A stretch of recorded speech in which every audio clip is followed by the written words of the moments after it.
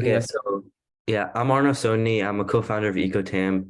I'm a high school senior at Dougherty Valley High School, and outside of working on startups, I'm involved with robotics debate and independent research.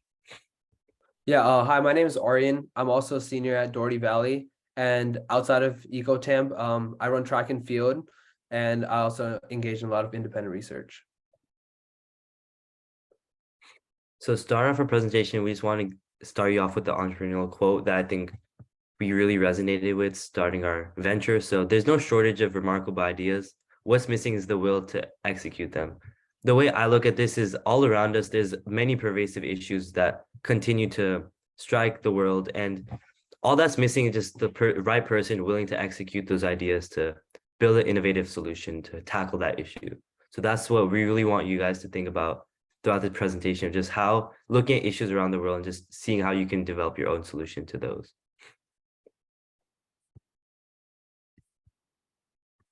Yeah, and going off of that, like the big concept and takeaway of this meeting that we really want to get out there is embracing your own like unorthodox thoughts and ideas to help them flourish into maybe a new company in the near future. So going off of that, we kind of had an unorthodox idea with our company, which was a biodegradable tampon, and we'll kind of get into that.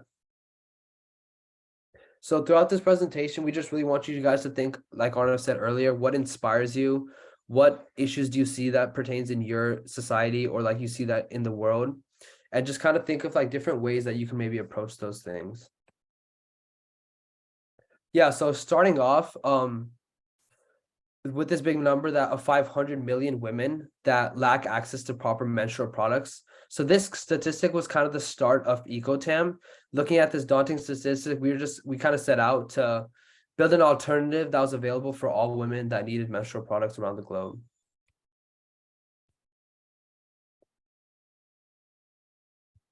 Sorry. So with our company, we're tackling two different facets of social issues, one being the environmental aspect, the other being the accessibility aspect regarding menstrual equity. So in terms of environmental issue, tampons contain like many dangerous plastic, which serve as polluters of the environment and also put women at the risk of toxic shock syndrome. So in this part, we implement banana stems and as a biodegradable plastic in our product that we hope to tackle this front of environmental pollution. And on the other front is of accessibility. Period poverty and menstrual equity is a very pervasive issue around the globe that millions of women face daily. This is exacerbated by the pink tax, which currently California is facing the strike where most menstrual products are marked up. So that obviously just creates the issue of lack of accessibility for many women who, for this is really an essential product, but it's very hard to access. So the way we're trying to confront this is providing a free product, which we'll discuss how we do that later.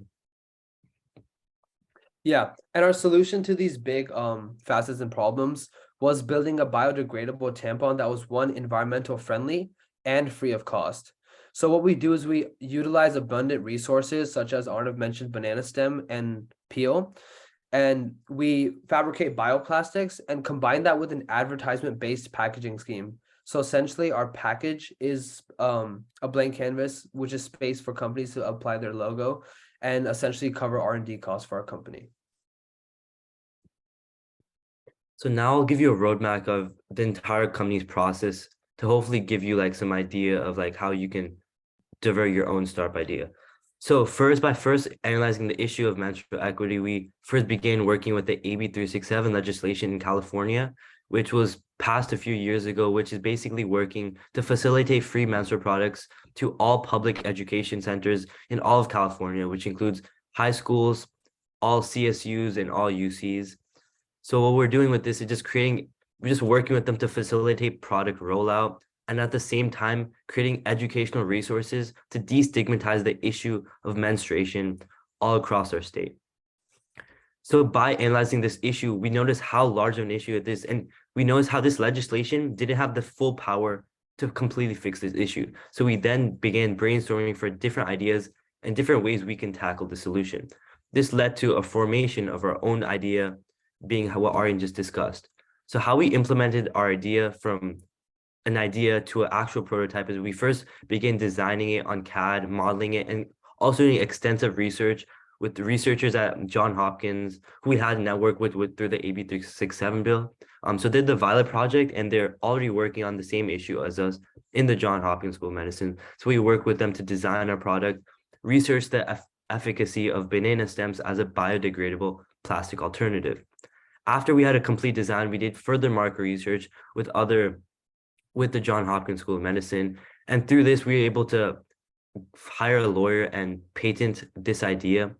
And alongside this idea, we also have a reusable tampon applicator. It's the first tampon applicator readily being facilitated in the United States. So we patented both of those products. And moving on, after the initial design product, we decided to further our advocacy work outside of just California and throughout the entire country. So first, we began working with the IM bill in Massachusetts, which essentially does the same thing as the AB 367 in California, but furthers this work to also homeless shelters and prisons all across Massachusetts. Furthermore, we also began working with Teach for America. And essentially what Teach for America does is they're working to rewrite sexual education for all of Massachusetts to include information about menstruation. So essentially working with Teach for America, the IM bill, and all of these advocacy works, analyzed us a large network of those in this industry. And that allowed us to then partner with universities to optimize our business plan and prototype. The first way we began to partner with these universities is we contacted some consultancy groups throughout these universities. Our first one was at Rice. And by working with them, we were really able to build a business plan, further the foundation of our prototype. And then we extended this to other universities such as Harvard, Cornell, Brown, Duke, to really just have a large scale university network where we're able to facilitate further product rollout. So after this, and for the advocacy work, we were working with companies such as Peer.org, the PAD Project, who are really large-scale nonprofits, and with them, we've distributed tens of thousands of products.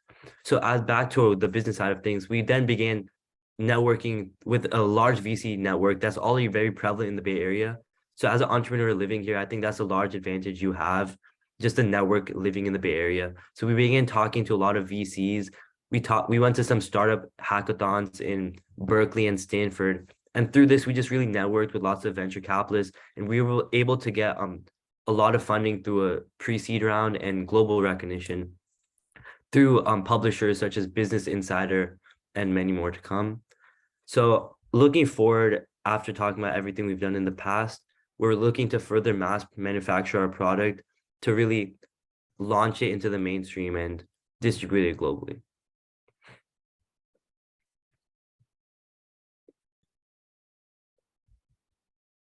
Yeah. So now I'm going to kind of dive into exactly what our product is, because I know sometimes there's a lot of confusion with it when it's like a banana stemmed tampon. Like that whole name is very contradictory almost. So what essentially we do is we utilize banana stem, which is largely abundant in many countries like Africa. And we use this to fabricate a bioplastic that is environmental friendly. And this serves as the outer design of our tampon. I'm not sure if you guys can see my cursor, but and the inside is organic cotton. And like I said earlier with our packaging, so we do have an advertisement-based model. So what essentially this does is our packaging holds advertising space as it's a blank canvas. So we get regional companies to kind of help facilitate. Let's say if we are just distributing our product in India. So we'll find companies that tailor their products to women as well. And a company that I have in mind that kind of does this is, I'm not sure if a lot of you are familiar, but Fair and Lovely. So this has a very targeted women audience. So companies that put their logo on our product, since all of our products are going to predominantly women and menstruators, they have a higher likelihood of getting their product out in the market as well. So this kind of, it's like a win-win for us as it covers our R&D costs as a company. And it's a win for them as their company gets more recognition to a larger scale of women around the globe. And for the global vision, so we're trying to target 4 different things. One is being cost-free. 2 is utilizing natural resources. 3 is reducing dominant polluters. And 4 is ensuring safety at the end of the day. So the way it's cost free is, of course, through that advertisement based package scheme. And like I mentioned earlier, 500 million women around the globe lack access. And although it may not seem as a very prevalent issue in the US, it actually is, as 2/3 low income women in the US alone are unable to afford menstrual products. So this isn't just a third world issue, it's predominantly in the US as well. So, but with our product being cost free, we are tackling a lot of things of accessibility essentially. Another thing is instead of using conventional plastic, we're using bioplastics, which are from natural and abundant resources. So it's not like we're invading into forests to get all of these things. It's these banana stems and banana peels are very abundant and often go to waste. So if anything, we're putting this to good use. And by eradicating plastic use in our products, plastic within tampons especially generate almost 200,000 metric tons of waste per year, which is a crazy sum. And that helps with reducing dominant polluters in our society. And the last thing is ensuring safety. So in a lot of third world countries, when they don't have access to proper hygiene products like tampons, they resort to unconventional and unhygienic methods to fulfill the job essentially. And that doesn't set a very healthy environment for these women, increasing risk of many illnesses and especially toxic shock syndrome with not very proficient tampons. So our tampon is very safe and even safer than conventional tampons that are on the market as of right now. Yeah, so looking at global impact, as we already talked about advocacy work in the United States, we extended this to many countries internationally, which includes Pakistan, Yemen, and we're currently working in Nigeria and Latin America. So the reason we're targeting these specific countries is because recently they've had natural disasters or events such as Yemen, the civil war, Pakistan, and flood crisis, which has exacerbated the rate of period poverty. So we're talking about like our global impact because it comes back to like the bigger picture of like why we're doing this. And the reason why we're working on this initiative is because it is such a large scale problem that globally like billions of women face daily. And that brings back to the point of entrepreneurship as a whole. Whenever you're starting a venture, you really want to really capture the question of why. Why are you choosing this innovative pathway to follow and build a solution? Because many entrepreneurship ideas that we had in the past, they didn't really follow through because they didn't have a strong enough why, just leading us to not fully execute our plan.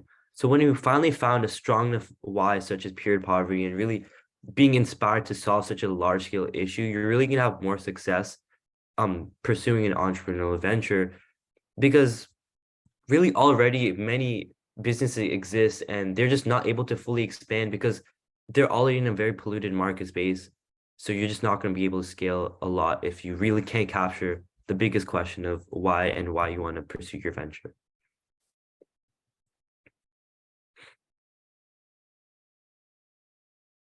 Yeah, so now we're just going to go into a quick SWOT analysis, which is strengths, weaknesses, opportunities, and threats.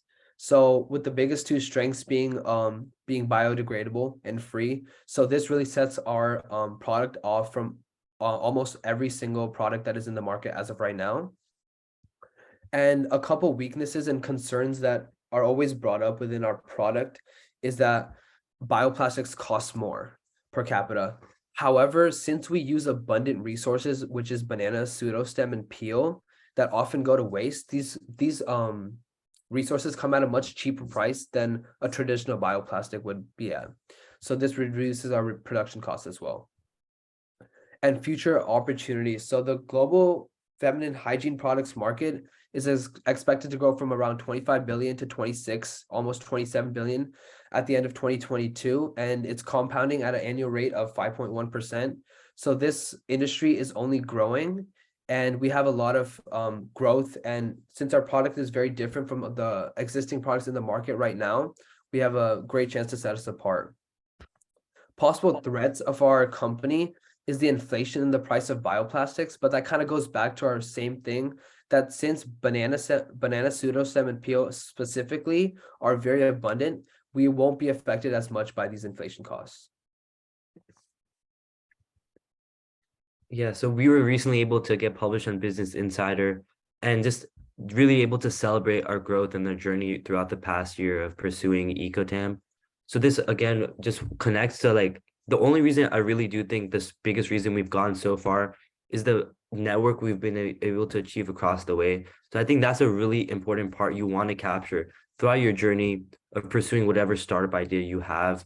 The way we were really able to initially capture a venture is by pursuing advocacy work in this field, which gave us a really good aspect and idea of the market of menstrual equity, existing products and solutions that exist, and gave us more idea and leverage to build our own solution in response to this issue.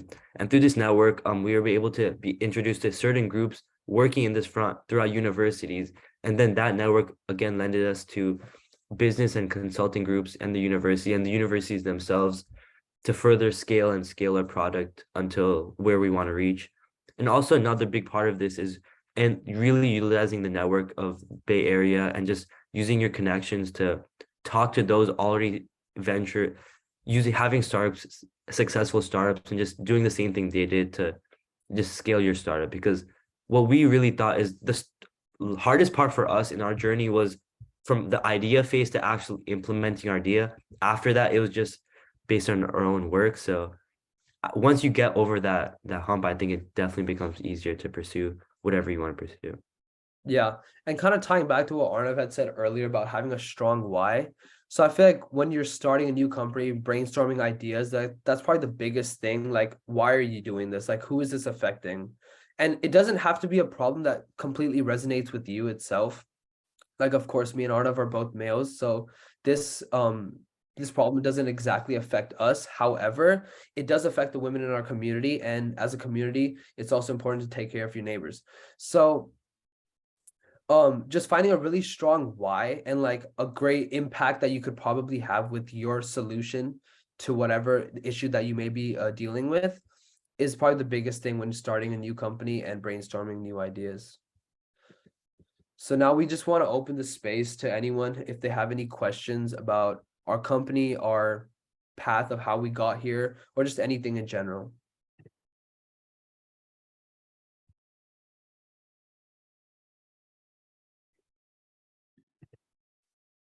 You guys can just unmute or just put it in the chat and anyone will be able to respond.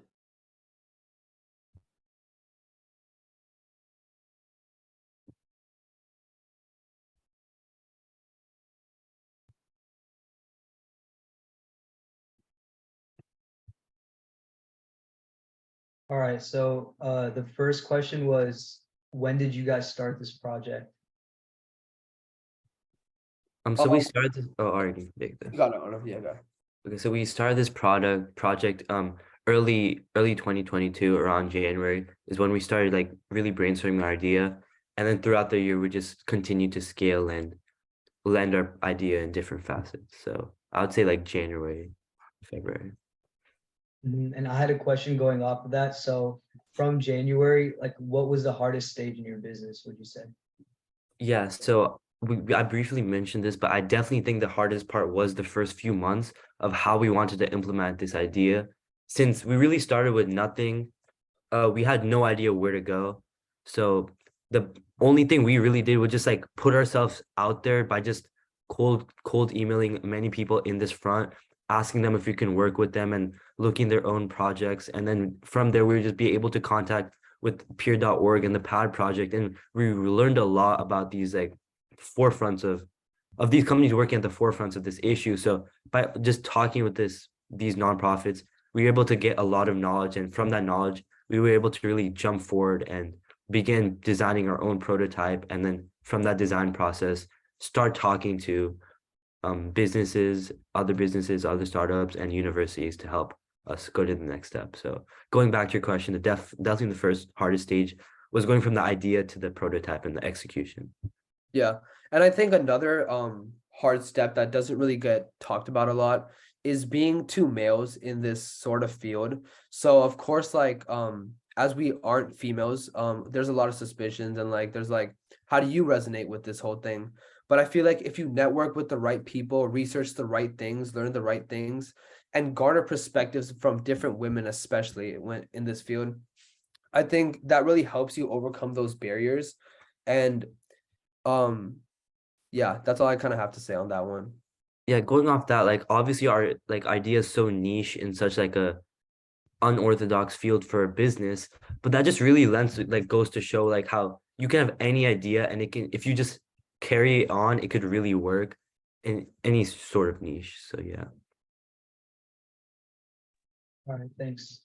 Does One anyone have question any? that I had was what do you guys see happening with this business in 5 to 10 years per se, like for the scale that you guys think you can grow to? Yeah, I think I can go off of that one. So, we've recently like received VC funding. So the biggest thing that we are looking for right now is mass producing our product. So I think our business really has almost two fronts to it. There's like an advocacy front and a business front to it as well. So in terms of advocacy, we definitely want to keep the whole free tampon and disperse our products to a lot of third world countries within the US as well. But something that I see us doing 10 years down the line is being a supplier of tampons. So making the most conventional tampon a biodegradable one. So as we see, like tampons today are plastic, and although they may have different brands, they basically have the same product. But I want our product to be the norm and the standard, and have companies basically be dispersing our product. All right, cool. Someone just asked, why did you take VC funds instead of something non-dilutive like a loan?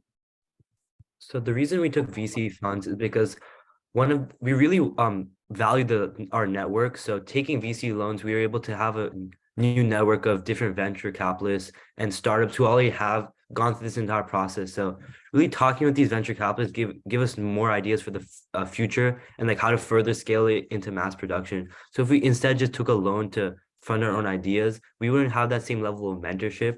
And I think that level of mentorship is really important for us to guide ourselves in the right path of continuing to scale. Yeah. And even us, we're still in the early stages of our company. So what we need more than money is guidance, and guidance from people who have already established themselves as successful entrepreneurs. So what VC funding does is not only does it give us money, but it gives us a great guidance with somebody who's very professional and somebody who has done this themselves in their life. So I think I value that much more than a loan where we just get money and kind of we wouldn't know what to do with it. So getting VC funding, I definitely would take that over a loan. All right, thank you. And if someone else has questions, feel free to ask, but I had one final question from my behalf. For all like the rising C-suites, rising executives out there who want to be a leader in the business world, what's 3 pieces of advice you would give them if you could only give them those 3? Arnav, you want to start this? Okay, so 3 pieces of advice. I think the first one I'll say, we already briefly mentioned this, is just have a why. That why, if you have a strong enough why, that'll carry you so much further than just pushing through with the idea you don't really like think will fully work, but just having that strong why. So I think that's the first one. All right, you can take the other two. Yeah, honestly, I couldn't think of 3, but I think that whole having a strong why. And another thing is not shutting all of your ideas down, because I feel like this is definitely one of those ideas that when you hear it for the first time, it's just like, oh, that doesn't that sounds too good to be true, or it just doesn't sound like it would work. But if we had thought that in the beginning, then we wouldn't have had any of EcoTamp as of today. So I feel like not self-criticizing too much, and kind of letting your ideas flow, and no matter what it may be, embracing them in the best way as possible. And I think there was another question in the chat: how many hours a week does creating your own business like this require? So I wouldn't put like a set number, like, oh, if you work this many hours that you will have a successful business. But for Arnav and I could say I think we've had weeks where we worked 40 plus hours, and we've had weeks where we only worked 10 hours. So it kind of depends on like how busy we've been throughout those months, or like what exactly we are doing. But it definitely is a very time consuming thing. And it takes up a lot of like your mind throughout the whole day. Like whether you be at school or at training or working out, you'll always be thinking about these things. But I also feel like that helps you grow your own business and kind of bring your ideas to fruition. Yeah, and like kind of going off that, just like even though it might be a lot of time, your business will only grow with the amount of time you actually put into it. Because at the beginning stage, all you have to do is just push forward and just put yourself out there however you can. Just spend time learning from those who have already done it, just talking with those from the field and just putting yourself, just doing research and doing everything you can to further your initiative. All right, well, if anybody else has any final questions, they can put that in the chat. And if not, if you have a question later, feel free to message us on Instagram and we'll relay that to Arnav and Aryan, and we'll try to get back to you as soon as possible. And if nobody has any questions, thank you, Aryan and Arnav, for coming today. I feel like your words will inspire a lot of the people here. And we thank you for your effort for making all this.